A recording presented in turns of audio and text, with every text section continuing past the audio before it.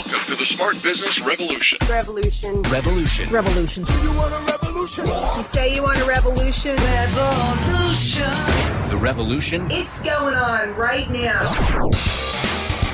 Welcome to The Revolution, the Smart Business Revolution podcast, where we ask today's most successful entrepreneurs to share the tools and strategies they use to build relationships and connections to grow their revenue. Now, your host for The Revolution, John Corcoran.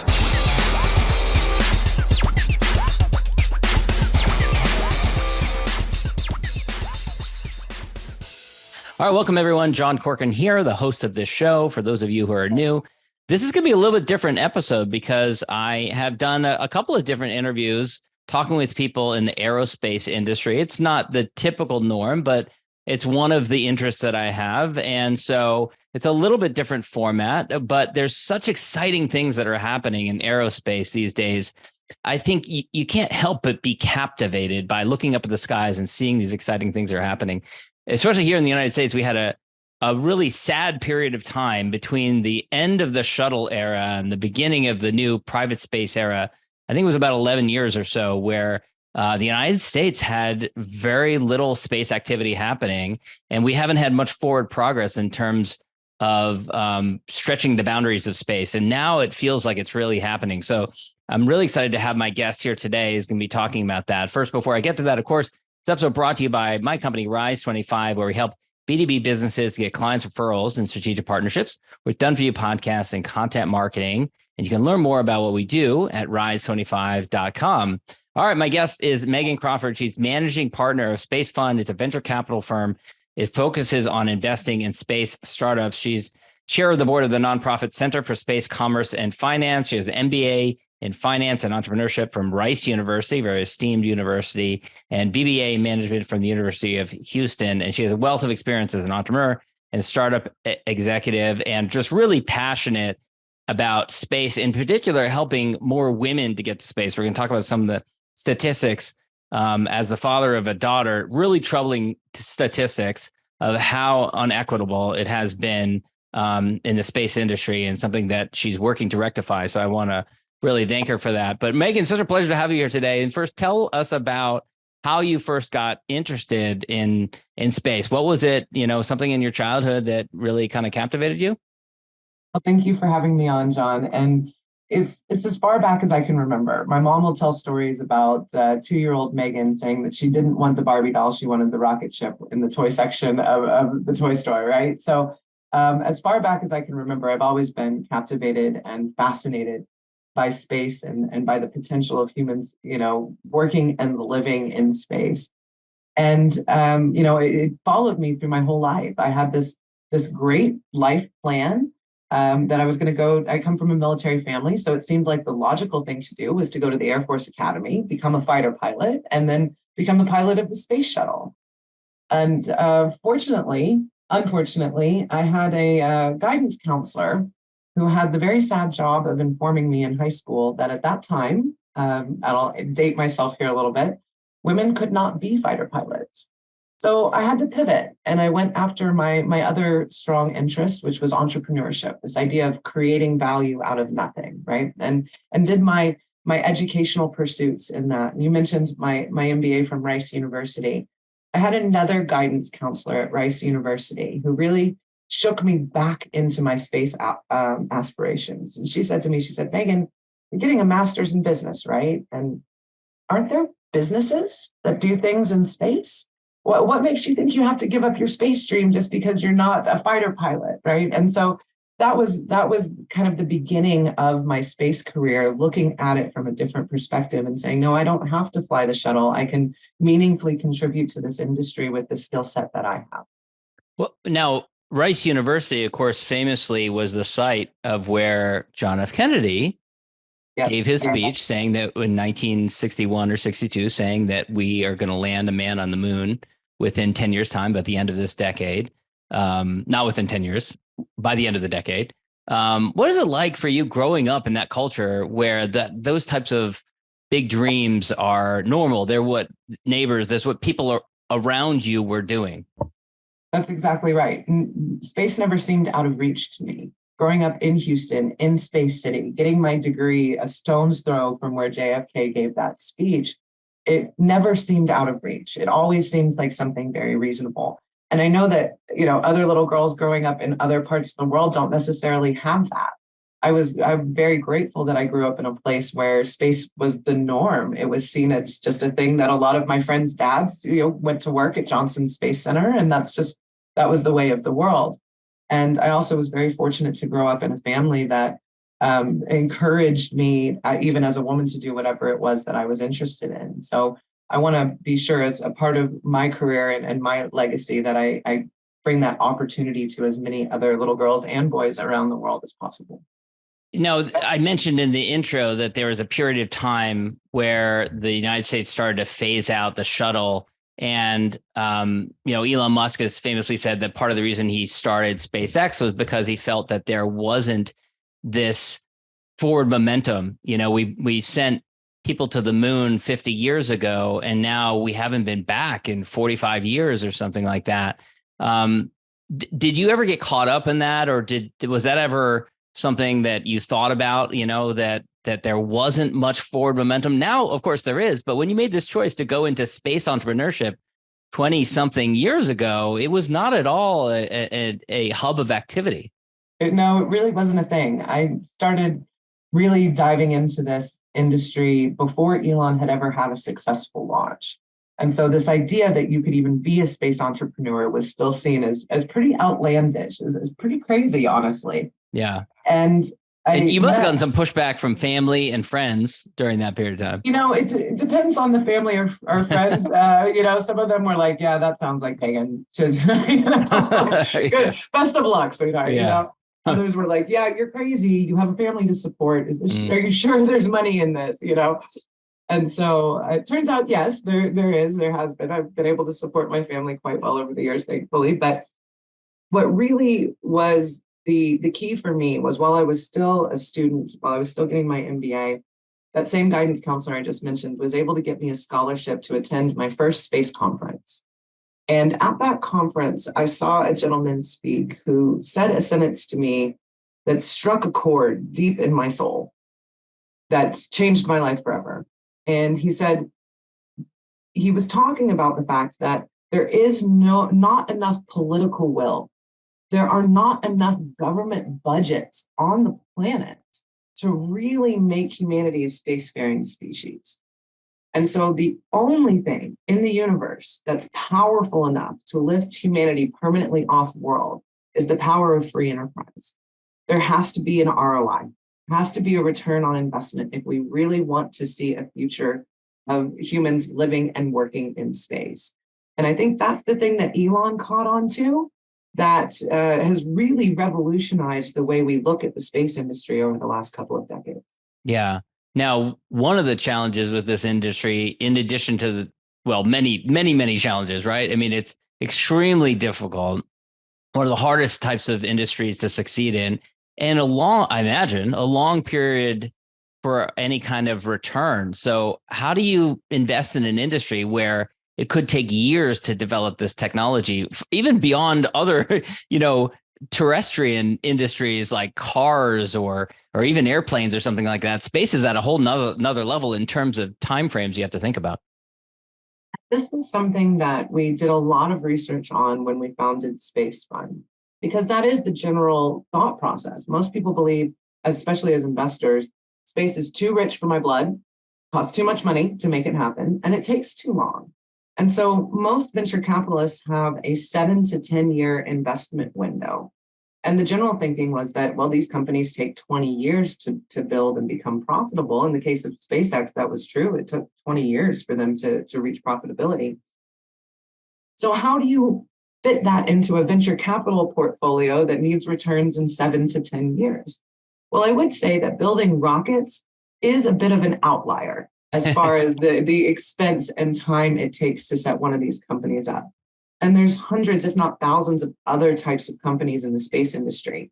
But when we were doing that initial research to prove to ourselves and eventually our investors that you could, in fact, build a venture capital fund based on only investing in space, we assessed 50 different exits that have happened in the previous several years of space companies that had gone from private companies to the public markets, which is exactly the sort of thing you want to see as a venture capital investor. And of those 50 companies, the average age at exit was 7 years old. So you don't necessarily have to get to that full operational excitement. The VC just needs to get you to an exit. And to prove that you could get to that exit well within that 7 to 10 year time frame really changed our thinking about this and the way that our investors were able to think about this as well, that these timeframes are very realistic for private market investors. And so we're seeing a lot of developments in, what I like to say, the Silicon Valley move fast and break things mentality coming over into the space industry. And when you're not dealing with a aerospace prime, Lockheed, Boeing, Northrop mentality, when you're using that Silicon Valley startup mentality, you can accomplish so much more, so much quicker, and with so much less capital. And that's the crux of the revolution that we're seeing in what we call new space right now. Now, famously, there's a bit of a tension between that industry that you're talking about and the traditionally more stodgy, stoic governmental approach, the NASA approach. You actually did a stint at NASA while you were getting your MBA at Rice University. After having been such a big fan of space for so many years, what was it like for you to go to work there and to experience being inside of NASA for a stint? Yeah, those folks don't really like us using the term new space, because then that implies they're old space. Nobody likes to be called old. But yeah, coming into NASA, I had such high hopes and high dreams. I was so excited about this possibility to work at the tech transfer office at NASA. It was everything I loved. It was entrepreneurship and technology going out into the private sector, but it was coming from NASA and I was working at NASA. And with absolutely no offense meant to my many, many good friends who work at all levels at NASA, I was highly disappointed. I told my colleagues in the MBA program at the time that it's kind of like going to work for the DMV. It took me 2 weeks to get a computer password set up. It took me a full week to get a badge to even get into the building. Wow. But because it's a government agency like every other. Now, the work itself was very fulfilling and very exciting, but it was really hard for me as an entrepreneur coming out of an MBA program to deal with that level of bureaucracy that I just wasn't used to in the private sector. And in NASA's defense, they have gotten a lot better about that over the years, is my understanding. I haven't worked there in some time, but I did really love the connections that I made there. The people were amazing. And learning kind of, as they like to say, how the sausage is made from the inside. So not long after that, you end up helping or to begin the NewSpace Business Plan Competition in 2009. Tell us about that. So that was inspired by this idea that these space entrepreneurs were brilliant, absolutely brilliant. Sometimes rocket scientists or PhD engineers, they weren't able to find the funding that they needed. And part of it was because investors weren't really looking at the space industry as a funding, a source for funding because of all the reasons we just discussed. But a big part of it was that these brilliant entrepreneurs didn't understand the way to speak to investors. They didn't understand the language of finance and investing. And so the purpose of the business plan competition was twofold. First, we put them through a boot camp. And we help them redo their deck. We help them learn what investors are looking for. We help them learn how to speak that language. And then we put them up on stage in a room full of investors and hopefully help get them some funding, aside from the prize money that we put in to kind of grease the wheels. And that was the purpose of it. And it's been highly successful. We just had, I believe it was our 21st or 22nd business plan competition in Paris a couple of months ago. Yeah, it was 21 in Paris in October, and we had our 22nd one in Austin in November. So we're cranking these out a couple of times a year. I'm not involved in the day-to-day anymore. Shout out to Tom Olson, who's running that organization now in a fantastic way. And we've had hundreds of entrepreneurs come through the program over the course of those 22 different business plan competitions all over the world. what have been some of the more interesting or memorable business plans that have come through, or entrepreneurs? There's been definitely some interesting ones. I think one of our great success stories is a company called Altius Space Machines that was recently acquired by Voyager, a space holding company. And as I mentioned earlier, as investors, we're looking for that all-important exit, right? It doesn't matter how much the value of the company increases if you can't take that value out. And so Altius went from a very small startup. I think it was just the co-founder and one other, the founder and one other person that came through the business plan competition with us. And in just a couple of years, I believe 5 or 6 years, they went from winning the business plan competition to building an excellent business and having a very successful exit. And so that's a really fun one. Another one that's interesting to mention is a group called Spire Global out of Scotland in the UK. They're gearing up for, in the next year or two, the first launch of a rocket from UK soil ever. And so seeing the United Kingdom be able to kind of play in the space game, that, using a commercial partnership as opposed to developing that capability in-house the way the United States, China, and Russia have, that was a really fascinating one to watch as well. Yeah. So tell me about the origins of SpaceFund then, because it's one thing to organize a pitch competition, train the companies beforehand, help, give them some support afterwards, but raising money, especially from institutions and managing LPs and all the different things that are involved in that, making investment allocations, not an easy job. So talk a little bit about the origins of that and how it's what the focus has been these days. Yeah, absolutely. So in 2018, my co-founder at SpaceFund, Rick Tumlinson, and I had an exit of the space company where we had been previously. And so that kind of really spurred us on to think about what's the next best thing we can do for the space industry. And it was unequivocally helping solve the funding problem. We were seeing brilliant entrepreneurs going up and down Sand Hill Road in Silicon Valley and getting doors slammed in their faces because the traditional venture capital market just didn't understand the space industry more than, well, Elon has a rocket company and Jeff Bezos has a rocket company, so maybe I should have a rocket company, right? But that's not what's really driving the value creation in the industry. And as space entrepreneurs who had been in this, been down in the trenches ourselves for a number of years, Rick and I decided the next best thing we could do for the industry was to bridge the gap between the traditional financial markets and the space entrepreneurial world. Use our expertise, our experience, all of those hard-earned lessons over the years of being space entrepreneurs to help this next generation of companies really be successful and have the access to the capital that they need to grow. And so that was our kind of genesis of SpaceFund. And then we spent several months, almost a year, doing all of the research, like we were just talking about, proving that these exits happened within the 7-year time frame, proving that the space industry is growing at a significant enough rate to be a good investment opportunity, and really kind of looking at this industry from a new perspective that hadn't existed before. And then we were able to successfully raise our Fund 1. I look at that very much like a friend and family round.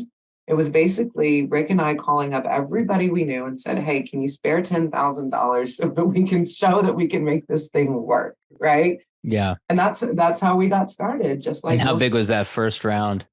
That first fund was right over $1 million, which is very, very small in venture capital terms. But it was our proof of concept. Yeah. And we were able to invest in 14 companies out of that Fund 1. And vintage is 2019. That's when we started investing. And we're now sitting at almost 2x. I think it's 1.89 TVPI for the VC nerds out there. But we've basically almost multiplied that value by 2 in a matter of less than 4 years. And so a 2x value increase in a couple of years is pretty good for an investment fund. And so on the back of that, we were able to go out and raise our significantly larger Fund 2, which came in right about 15 million. Nice. And between the funds and some special purpose vehicles, we now have 20 million under management, which again is very small in the Silicon Valley VC world, but In our minds, it's really nothing to sniff at when you're starting from scratch in a new industry. And we're currently preparing to raise our much larger still, Fund 3. So stepping up based on our success and based on the increasing growth and excitement of what's going on in the space ecosystem right now. And let's talk about a couple of those areas. What are the couple of areas that are being made possible by the growth in the industry? Are there any new surprising ones like microsatellites or anything like that you really have your eye on? Yeah, we like to say that we don't invest in aerospace, we invest in space. So we don't do drones or electric airplanes. We only invest in things that are actually going above the Kármán line, which is 62 miles or 100 kilometers up. And we typically don't invest in rockets. Now, with that caveat, we are investors in SpaceX because you can't really have a space fund without an investment in SpaceX. But we're interested in what comes next. We're currently tracking 160 plus launch companies around the world. Why are there 160 teams backed by hundreds of investors out there creating launch companies? Well, it's because there are supposed to be 100,000 satellites launching into orbit in the next 7 to 10 years. And that's that all important investment window that we've been talking about. And for context, there's 6,000 operational satellites on orbit today. We're thinking about adding another 100,000 to that. Wow. So this is exactly the sort of step change that venture capitalists look for in a marketplace. When you go from single-digit thousands to hundreds of thousands, that is opportunity. And so what are the things that all 100,000 satellites are going to need? They're going to need downlink capability. They're going to need refueling and servicing. They're going to need processing for the image and the data that they're capturing on orbit. And there's going to be huge bottlenecks. There's already bottlenecks in all of these areas. And whereas most people see a problem, the venture capitalist sees an opportunity, right? Where can we invest to help solve these problems and really help push this industry forward? Very cool. Tell us about Mission Eve podcast. You've been doing for a couple of years now. You started it before the pandemic in person, and talk a little bit about the motivation behind why you started it. This one's great. This is very near and dear to my heart, so I'm excited to get the chance to talk about it. So, as I mentioned earlier, the thing that really kind of touches my soul and gets me up every morning is this idea of using the power of free enterprise to lift humanity permanently off world. That means living and working in space. And if we want those permanent human settlements to be a reality, they're going to need 51% women for biological reasons, if nothing else, right? And so I saw a real problem there, though, in that to date, only 11% of the people who have been to space have been women. So how do we get from 11% to 51%? That's a pretty significant jump. And when you look around the terrestrial space industry, it's only about 25% women around the world. So we still have a lot of room. And one of the things that I've found talking to women and girls throughout my career is that most of them think that space is unattainable for them. And there's this common misconception that you have to be a rocket scientist or an engineer to work in the space industry. Well, that's no longer the case. The space industry is just like every other industry. And coming from Houston, I like to use the example of oil and gas. Whatever it is, whatever skill set you have that's useful to oil and gas, it's also useful to the space industry. We need accountants. We need marketing people. We need all of those roles. And so with Mission Eve, I try to interview women from very diverse backgrounds and very diverse roles to show women of any age, but especially those women looking into what their career is going to be or looking into a career change, that the space industry is a fit for them. And for women especially, it's important to see themselves in a role, which is one of the reasons I decided to add the video aspect to my podcast as well, because I wanted women and girls to see someone who looks like them in a role that they can imagine themselves in. And so I've interviewed people who work in the government, people who are teachers. One of my friends who I was fortunate enough to interview, she started her life as a yoga instructor, and now she's the CEO of a space startup. And so there's these really fascinating stories about these women who have overcome great odds and are, now have the dream job that they always wanted. And so the point of Mission Eve is to make that more accessible to women and girls around the world.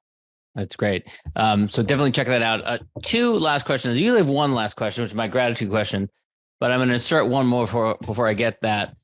Ticket on Blue Origin? Yes or no? Did you get yourself a ticket yet, or would you do it? No, I would do it, but instead I'm planning something special for one of our portfolio companies, Space Perspective, that is using high altitude balloons to take enclosed capsules to the edge of space. And this is a 6-hour ride to the edge of space, as opposed to the 8-minute suborbital Blue Origin launch. And there's a bar and a bathroom. So that's the kind of more luxurious way that I feel like I should have my first space. Instead of a Cliff Bar and a diaper like you get on the Blue Origin, right? Yeah, exactly. Well, very cool. And so final question, though, I'm a big fan of gratitude, especially expressing gratitude to those who've helped you along the way. I'll start. I remember my grandfather, who worked at the Pentagon when I was a kid and who was a B-17 pilot during World War II, coming home with all kinds of space paraphernalia. My dad still has in his office this encased in acrylic, what we thought was a moon rock, and a little flag that he brought home one day. And we're pretty sure it's not a space rock, but it looks like one anyways. I think he got it somehow. That sort of thing like inspired me as a kid, in addition to watching the space shuttles and all that kind of stuff. But for you, like, who are you grateful to? We could say, astronauts that came before or other space entrepreneurs, but I love to hear, people say peers, contemporaries, mentors, other people in your industry who've helped you along the way, who you respect and admire, who you'd want to shout out. Who would you mention? So much like you, my grandfather, he was a B-52 bomber pilot in World War II, and then went to work for Army intelligence after he got a master's degree in psychology. So I was definitely kind of, that was a big part of my life growing up as well. And then I'd like to give a shout out to Marie Bergeron. She is that guidance counselor at the Rice MBA program who really kind of shook me and said, no, follow your dreams, girl. Go find a place for yourself in this industry. And then I think the other pivotal, another really pivotal person in my life, I mentioned earlier when I went to that very first space conference and I heard that gentleman talking about using free enterprise to lift humanity permanently off world. That gentleman's name is Rick Tomlinson, and he became my mentor and eventually my boss at a previous company, and is now my co-founder at SpaceFund. And so over the last, considerably more than a decade, we're coming up on 2 decades now, Rick has been really a guide stone for me in helping me find my way in my career. And so those were really kind of the 3, I think, pivotal people that got me to where I am in my career today. And then, tons of friends and family along the way that just wouldn't let me give up, no matter how hard the odds.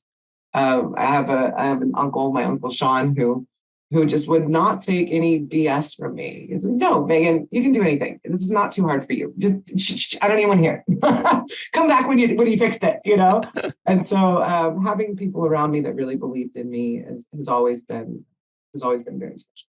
Yeah. And one last plug, which I don't think we mentioned yet, the Artemis 2 mission crew was just announced a few days ago, including the first woman who will be landing on the moon. And that's really exciting news. That is very exciting news. And ever since the inception of the Artemis program, even the name Artemis was the twin sister of Apollo, right? And so the kind of slogan NASA has been using from the start of this program is to take the first woman and the next man back to the moon.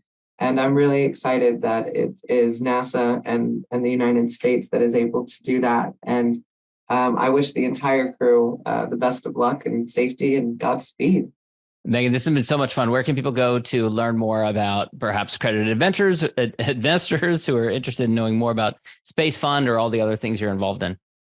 So spacefund.com. We tried to make it as easy as possible so to find us on the web. Also, you can Google my name. That's an easy way to find myself on LinkedIn and Twitter and all the rest.